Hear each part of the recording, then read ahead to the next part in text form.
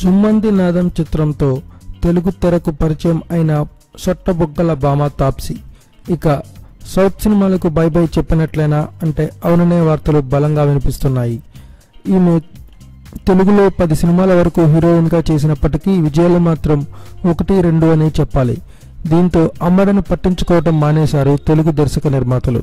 ఈమె తెలుగులో నటించిన చివరి చిత్రం సాహసం.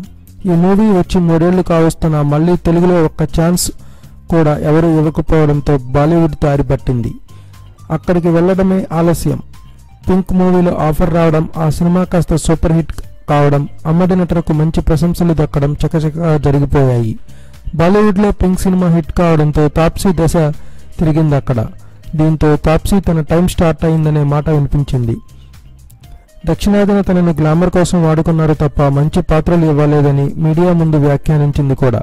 తాజాగా ముంబైలో కొత్త ఫ్లాట్ కొనడం చూస్తే అమ్మడు అక్కడే సెటిల్ కావాలనుకుంటుందని అర్థమవుతుంది. మరోపక్క హిందీలో మంచి ఛాన్సులు వస్తున్నాయని సమాచారం. ఈ లెక్కన చూస్తే ఇక తెలుగులో తాప్సీ కనబడడం కష్టమే. Thanks for watching. Please subscribe our channel.